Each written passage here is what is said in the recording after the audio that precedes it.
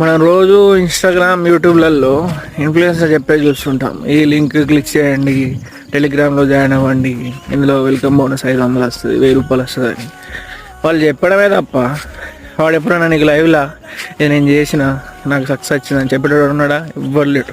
అందరూ ఈ సోషల్ మీడియాను మార్కెటింగ్ కోసం వాడుకుంటున్నారు తప్ప ఎవడైతే ఇది వేరే వాళ్ళ కోసం ఉపయోగపడుతుంది మనం చెప్పేది అని చెప్పేటోడైతే ఒక్కటి లేడు. కొంతమందికి లక్షల మంది ఫాలోవర్లు ఉన్నారు, మిలియన్ల ఫాలోవర్లు ఉన్నారు.